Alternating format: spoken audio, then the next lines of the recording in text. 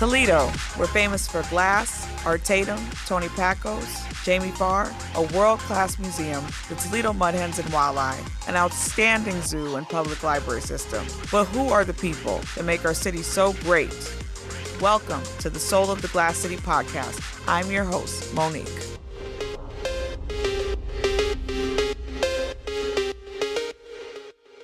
I just am so grateful to have this amazing lady in the studio.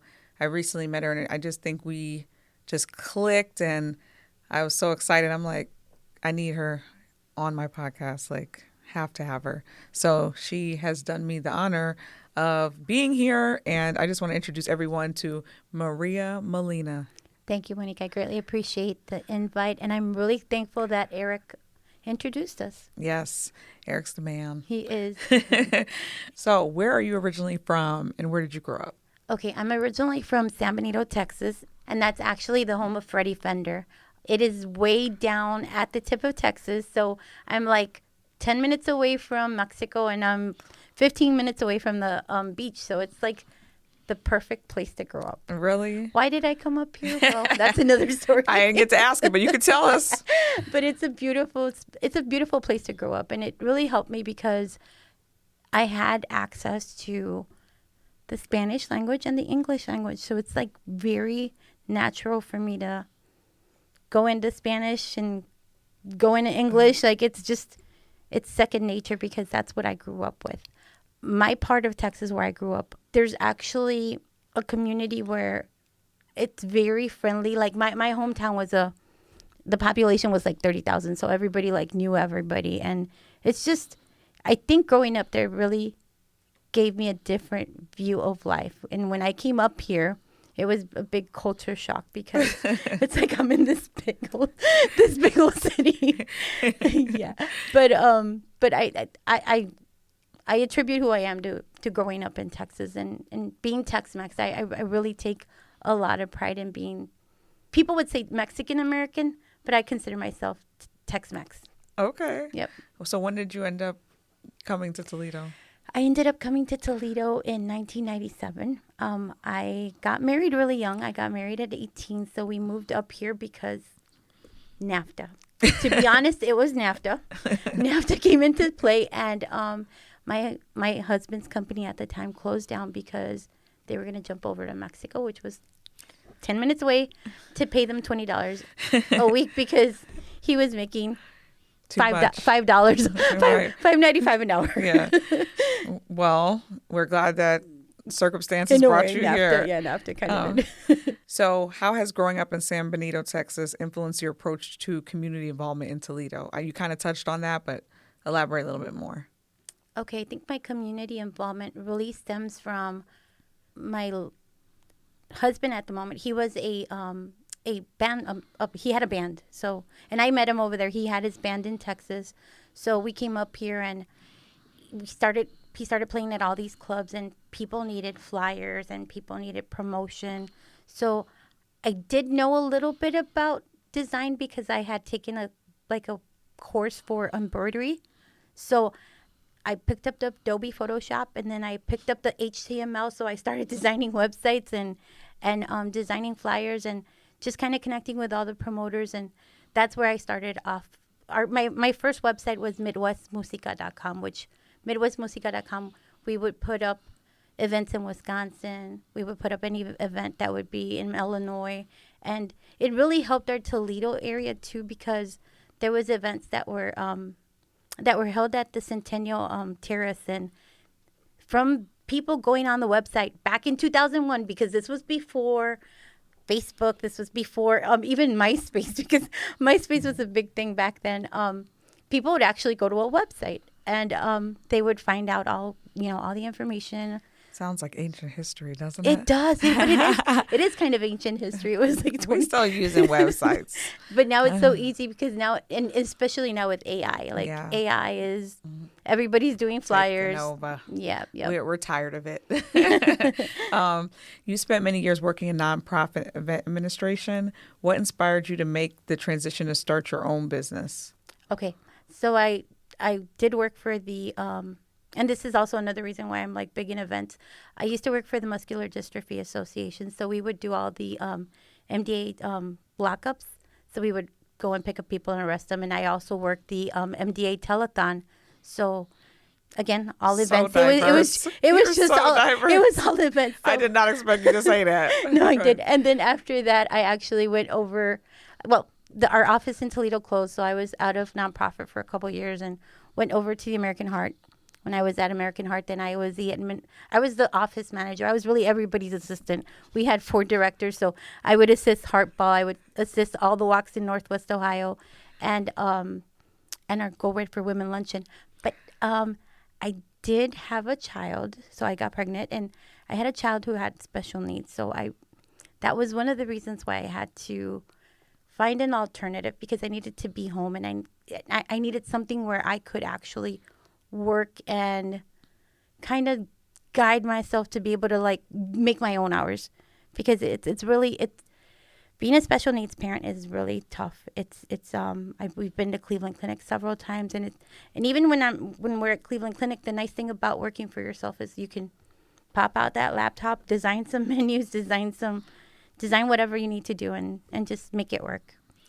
Can you share how managing a home-based business while being a mother to a special needs child has shaped your perspective on work-life balance and entrepreneurship? It really has shaped it in the way that I do my best to be able to get all my things done during the day. And then, while she's at school, but she hasn't actually been to school for a couple weeks because she's going through some cluster seizures. She's going through, so she's having some issues with medication. But usually she'll be in school, so I do my running around. She comes home, we spend time, and then at 9 o'clock I do whatever I ran around and to like collect and work on. I work after 9 on my flyers or menus or whatever I need to do, and it really does it's helped. It's helped because again, if anything unexpected pops up, well then you can always reschedule. And now what I'm really trying to do too is work a lot through having people like send me what they need through WhatsApp. That's the best thing, because sometimes even like email, you can't, really send big files, but it's taught me how to, you have to, like, life is tough, but you have to keep going. You have to find an alternative. Yeah, you have to find an alternative. You can't wallow and just give up. You have to find a way around. So you've assisted many local Mexican restaurants with their businesses. Can you describe some of the challenges and successes you had while helping local Mexican restaurants obtain licenses for mobile food trucks and restaurants? Challenges. I think the challenges are sometimes these people have a language barrier, but they do have they know they've probably worked at a restaurant for 15, 20 years, but they don't know how to get their business off the ground. So where I assist is like kind of guiding them to start off their LLC.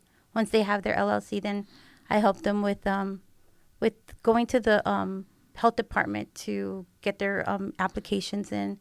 I also assist with like contacting the city. So I've like these past 2 years, I've really gotten to know like our firefighter prevention people, the health inspection people, and the city people. So that's what I've been guiding them to do. Does it feel like a mission for you?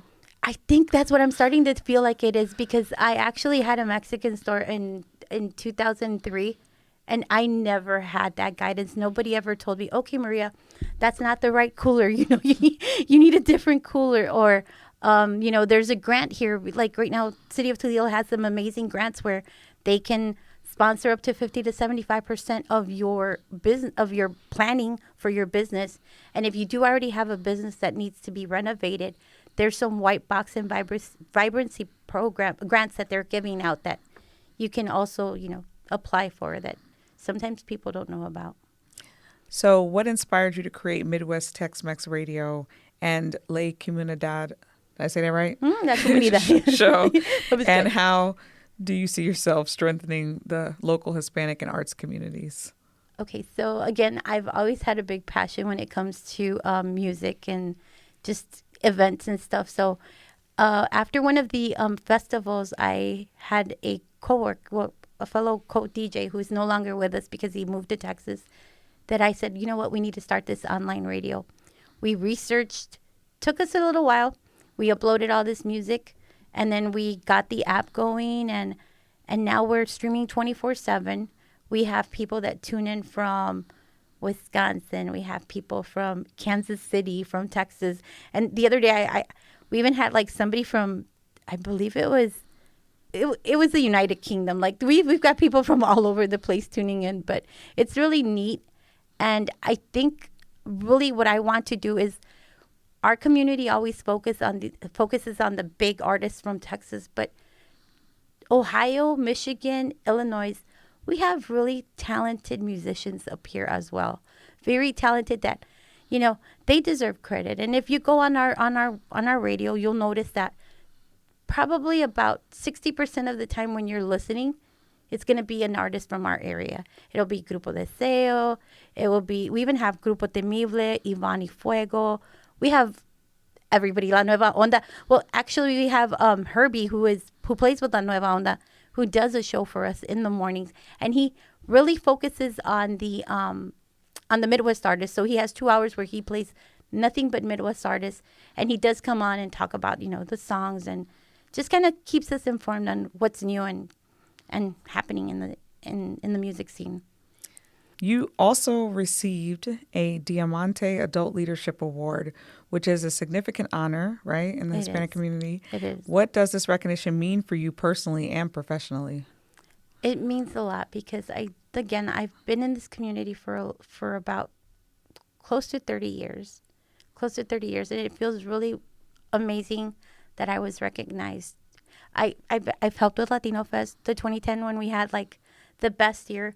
I helped with the marketing, and I also worked with La Prensa. I worked with La Prensa for a couple years, and then even like when Rico, I would still like kind of help him a little bit. And I've just been in Toledo. I feel like Toledo is my home. Toledo is home for me. Toledo for sure. is your home. It is my home now. Yeah, without a doubt. Do you have any major projects or community events that you're currently working on? We actually have a Tejano cruise on the Sandpiper. Oh, man. That's coming up on June 12th. It's a lot of fun. We had one last year, and it's a 2-hour cruise, goes down the Maumee River, and then we go in over under the Skyway Bridge. Yeah, it's a lot of fun. So that's a 2-hour event that we have on. Are there margaritas? No, it's a BYOB thing. Okay, that's so fine. You can bring your own margarita. That's perfectly fine. We're doing a parade, and we like that because we go out to Adrian, Michigan, and we throw out candy, and it's a lot of fun because this parade route is about 1 mile. So those are things that I'm really looking forward to, and we're planning on doing more cruises, and then we have Iván y Fuego, who's doing their show at the International on May 30th. That's going to be a dance that everyone needs to come out to. I like dancing. Yeah, no, and Iván has a lot of good music. I know. Iván is good. We are fans here. Yep. Well, thank you so much for coming and just sharing your life with us. I just look forward to all the amazing things you're going to continue to do. Thank you. Toledo. And I appreciate the invitation. Thank you.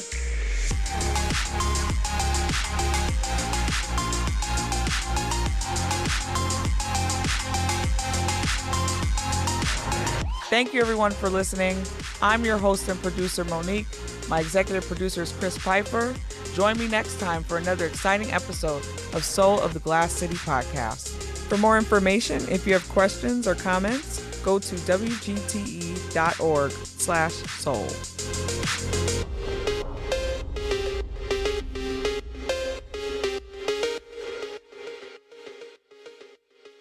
WGTE. Voices around us.